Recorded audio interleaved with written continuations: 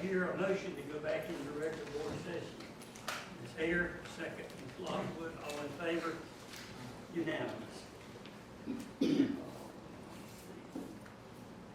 Public participation is next, and I'm going to, before we get anyone up here to participate, I want to remind everyone, folks, we will have no personal attacks. I'm sorry, there won't be. If that starts, if a name is called, I will gavel you out of order. And if I do that a second time, I will ask that you be removed. Don't expect that from any of you. But we are going to be civil. We are a civil people, and we need to act like a civil people. Having said that, the public may address the Board of Education concerning issues other than specific student or individual matters. To participate, as you know, you have to sign up by 5:30. The time limit is 3 minutes. You will be notified when that 3 minutes is up, unless somebody is in the middle of a sentence. Then I'll let her finish that sentence, but then your time would be up. No speaker shall indulge in personal attacks while speaking. All comments are to be addressed directly to the Board of Education. Personnel concerns may be addressed in writing by any of you by sending that to the superintendent or to myself, and the concerns will be addressed if you do that. Anything else we need to add? First person on the list is Greg 3. Mr. 3. Mr. Chairman, my name's Gary Leader. I'm also on the agenda for public participation, and I'd just like to notify you, I've decided to not participate tonight, but I'd like to concede my time to Greg 3. No, will not allow it. Sorry, can't do that because we You've could. done it in the past. Mr. Chairman. We would allow time if a speaker has started to someone else. They could yield some of their time. But as far as just said, no, I'm going to let one person speak 6 minutes now. Mr. Reed. All right, well, precedent was set on that on September the 17th, 2017. And I would ask that the board continue that precedent that was set then. If you will address that to me or the superintendent, we will take it into consideration as a board. Okay, Mr. Chairman, I'm requesting that additional time that's been yielded then. Denied. Unless Mr. Ritter, unless he starts his presentation and then wants to yield time other than that. Okay. I see my time's already started and I haven't started speaking yet. Okay, the time to start. Time. Zero. Let us know when you're ready.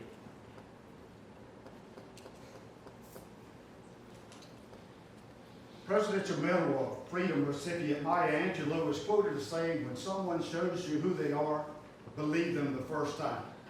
Superintendent Waters has shown us many times, and I think it's time that we start believing him. I stand tonight in part because of the recent revelations of the actions of Dr. Waters, specifically the hiring of his wife in the classroom. Listen, just all the time. Please, we will not address people by name. If you want to say superintendent, fine, but we're not going to have a name quoted. Thank you. Continue.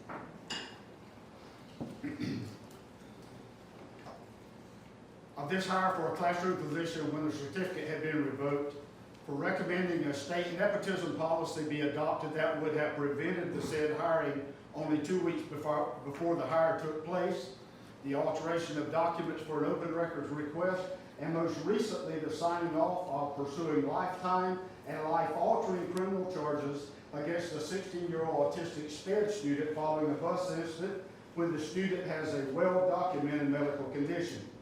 These issues and others that are yet to be revealed have served to bring to the public's attention his questionable ethics and render him unfit to lead as superintendent. Sadly, Dr. Waters is not in this alone. Recently, while on a family vacation, we chose to do a mountain trail ride on horseback. Loving photography, I took my camera along, and at one point, I wanted to capture my surroundings. So I laid the reins over the saddle horn and began snapping pictures. When the horse realized that I'd laid the reins down, he began to lunge forward and buck, and this foolish act nearly landed me on the ground. Board members, you made that same foolish mistake by dropping the reins and allowing the superintendent to run free and unfettered. British statesman Edmund Burke said, "All that's necessary for evil to triumph is for good men to do nothing." Board members, that's pretty much what you've done where the superintendent's concerned. You've done nothing. It's past time for you to step up and fulfill the role for which your constituents have sent you. On behalf of myself and many concerned citizens, I'm asking that you enter again tonight into executive session and ask for the immediate resignation of Dr. Waters as superintendent. I accompany this request with a Time petition. is up, Mr. Three. That's the second time we addressed someone by name, of which I specifically said we would not. Thank you, sir. You're not supposed to censor people based on content. The Attorney General and the courts have said you cannot censor based on content. I can show you the legal opinions. Not interested in it. She'll be after the meeting. Well, it'll be too late, another lawsuit on the way. Mr. Reader, do you still want to speak? No, Mr. Wright, y'all don't want me to speak.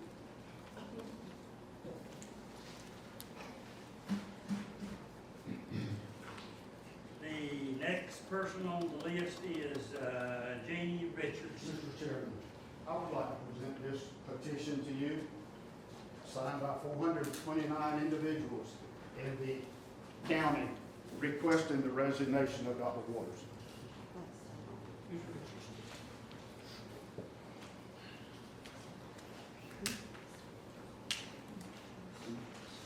I'm a previous student at this school.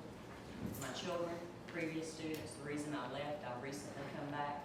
Just want to get it at the top. The reason I left this county was because of the Board of Education and the pitiful, sad education that my children were receiving. I'm not speaking about the teachers. There are some wonderful teachers.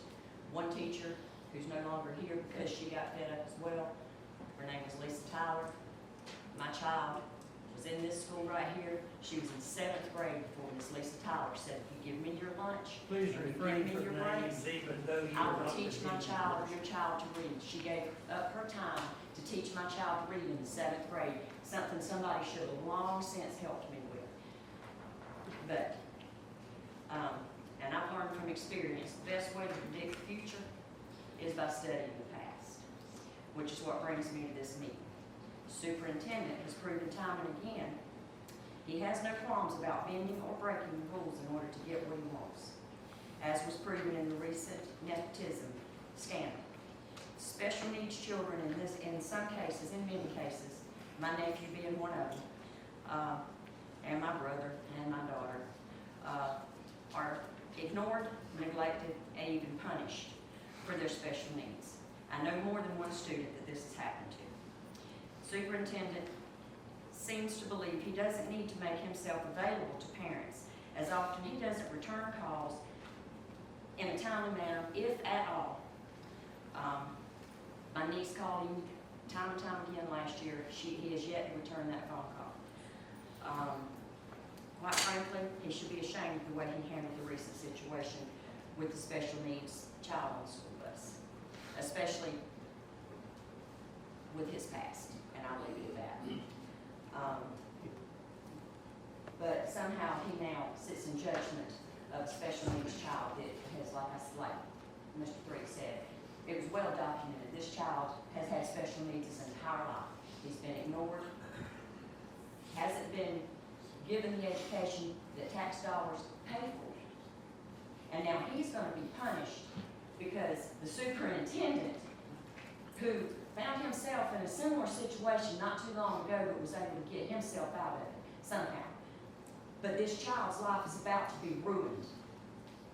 And it's not fair to these special needs children. It's not fair, and it's time for changes. And I personally am asking for his resignation for the sake of the children in this community. They deserve an education, and our tax dollars pay for the education that they are not getting. Thank you very much.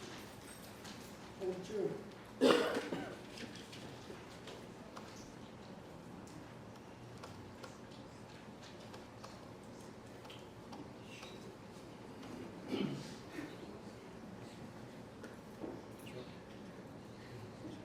Ms. Richardson, Yes, sir.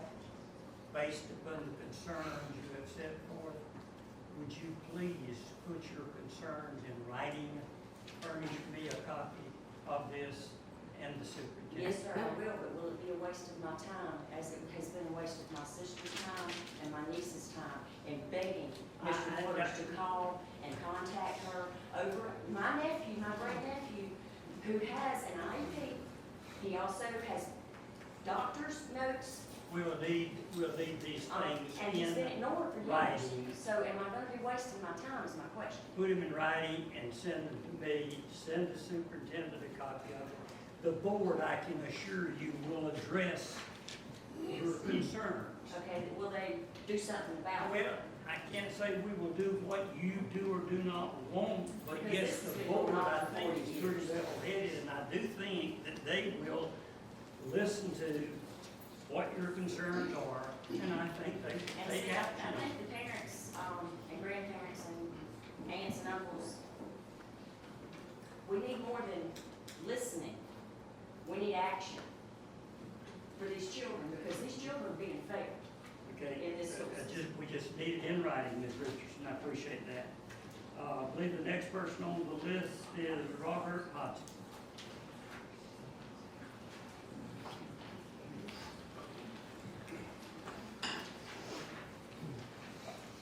Going to do a lot of paraphrasing because of what Mr. Lynn said. One big concern we got is if our kids do wrong, they have consequences in the classroom with the teachers or whatever. Now we have a consequence with the superintendent and the board members. You guys should be held accountable for not doing your jobs with what's going on at the school, at the county office. I've emailed y'all, never got one email back except for you. I got one today. Said you didn't get the first 2 or 3 I sent out, but you got the one I sent today. There's no accountability at y'all's level, but you want our kids held accountable when they do something wrong. So therefore, you all need to be held accountable. And I'm asking for the resignation of the superintendent of Evans County School System. Thank you.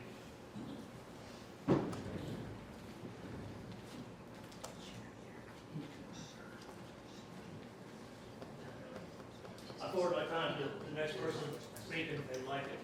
Sir. I'll give my remainder of my time. I think I had 2 minutes left. They just started the process again for us.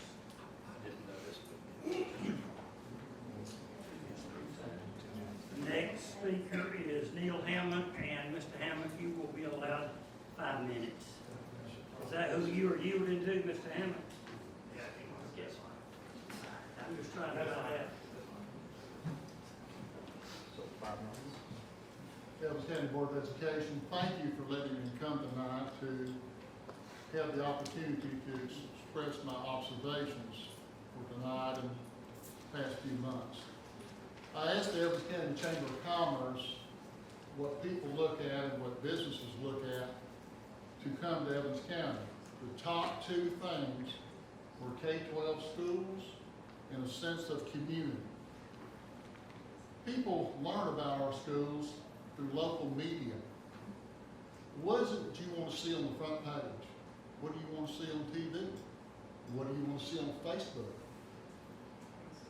I ask you, the citizens of Evans County, what are you doing to promote positive relationships in our community? You don't have to have children to go to school. Do you volunteer to read to kids at schools? Do you volunteer to get supplies and go to work at the back to school bash? Do you volunteer to work at Special Olympics? Do you volunteer to work at concession stand or the booster club? Do you pray for our kids? Do you walk around the schools? Do you actually sit down and take teachers by name of our kids and to promote their well-being? Is the only time you come to the board office to complain or have a compliment? What image do you leave with people when you are talking to them about our school system?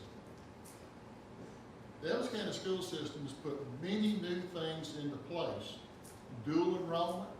They had open house tonight for Coastal Plains Academy for after school people that work during the day so they can get education from 4 o'clock to 9 o'clock. We've started Evans County Christian Leadership, so we do have Bible classes in school. All because of what this board is doing. We have a 93% graduation rate. That's pretty doggone good. What we need to actively do is be positive in our school system. A little story that I want to remind you, some of you may or may not have heard of. There was a little boy on the beach, and he was walking by and picking up starfish, and he was throwing them back in the ocean. A guy came walking by and said, "Son, what are you doing?" I said, "You can't make a difference. Look how many we have." He says, "I can make a difference in this one." What are we doing to make a difference in this one? Students are not starfish, but they deserve a chance. Everything can't be done at once. Dr. Perry McNeil of the historic Mount Pleasant Baptist Church asked me one time when I was becoming principal of one of the schools in Claxton. He said, "Neil, are you on a mission or you just want a position?" Tonight, are we on a mission or do we want a position in the media spotlight? No one's perfect. Everybody makes mistakes. We've had enough. Excuse me, shouldn't we make mistakes when addressing the board, not us? He's supposed to be addressing the board, that's the rules, am I wrong? Is that what you told the rest of us? He's supposed to be addressing the board, not us. Ma'am, I said, everyone makes mistakes, and I pointed to myself. But we even talking Ma'am, about our ma'am. children. To get into a I'm not doing that. spraying match in here. I'm not screaming, I'm just saying what's fair for us should be fair for him. We are not going to address the speaker We while got he is. gavel because we called his Would you name. please remove the lady? You don't have to remove me. I know numbers in Atlanta, and this is not over. I promise you, these kids deserve an education, and they're gonna get one. Getting back to, this close to finishing up. No one's perfect. Everyone makes mistakes. We've had enough negative publicity. I know the board, you have had enough negative publicity. I know the superintendent has had enough negative publicity. One thing I want to leave you with is this. Instead of showing people the gate, why don't we try mending the fence? I thank you for your